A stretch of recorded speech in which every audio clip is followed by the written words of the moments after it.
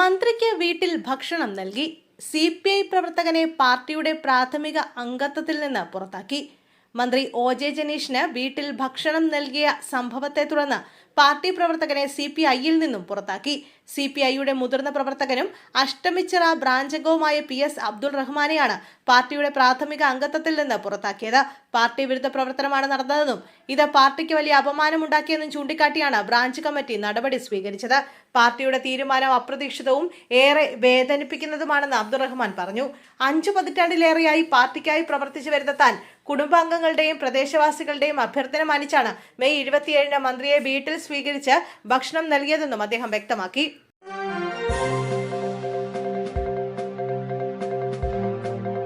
ഷാപ്പുകൾ വീണ്ടും തുറക്കുന്ന കാര്യം സംസ്ഥാന സർക്കാർ പരിഗണിക്കുന്നു. കേരളത്തിലെ പരമ്പരാഗത തൊഴിൽ മേഖലയായ കള്ള് വ്യവസായം വൻ പ്രതിസന്ധി നേരിടുന്ന ഘട്ടത്തിൽ പൂട്ടിക്കിടക്കുന്ന ഷാപ്പുകൾ വീണ്ടും തുറക്കുന്ന കാര്യം സംസ്ഥാന സർക്കാർ പരിഗണിക്കുന്നു.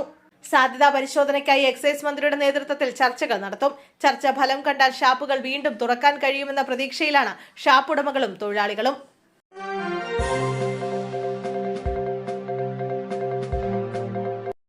കോക്രോച്ച് ജനതാ പാർട്ടിയുടെ കേരളത്തിലെ ആദ്യത്തെ കൺവെൻഷൻ ഇന്ന് കൊച്ചിയിൽ വൈകിട്ട് 3 മണിക്ക് കൊച്ചി മറൈൻ ഡ്രൈവിലാണ് പരിപാടി സംഘടിപ്പിച്ചിരിക്കുന്നത്.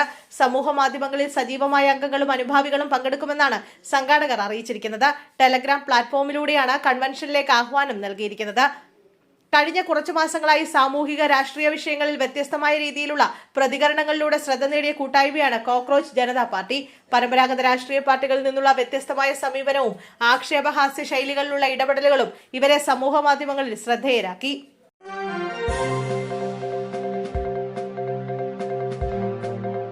പുഴയിൽ കല്ലിൽ കെട്ടിത്താഴ്ത്തിയ നിലയിൽ പോത്തിന്റെ ജഡം. കോഴിക്കോട് കൊടിയത്തൂർ ചെറുവാടിയിലെ പുഴയിൽ നിന്നും പോത്തിന്റെ ജഡം കണ്ടെത്തി. പുഴയിൽ കല്ലിൽ കെട്ടിത്താഴ്ത്തിയ നിലയിലായിരുന്നു പോത്തിന്റെ ജഡം കണ്ടെത്തിയത്. സംഭവത്തിൽ പ്രതിഷേധിച്ച നാട്ടുകാർ രംഗത്തെത്തി.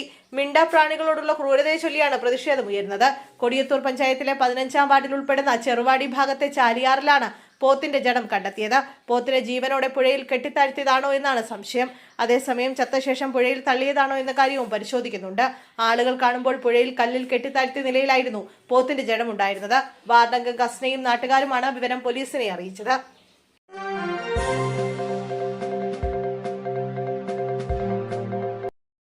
മാസപ്പടി കേസിൽ CMRL കമ്പനിക്കും EDക്കും നാളെ നിർണായക ദിനം. കേസിൽ അന്വേഷണം തടയണമെന്നാവശ്യപ്പെട്ട് CMRL കമ്പനി പ്രതിനിധികൾ നൽകിയ ഹർജി നാളെ ഹൈക്കോടതി പരിഗണിക്കും. ഡിവിഷൻ ബെഞ്ചാണ് ഹർജി പരിഗണിക്കുക.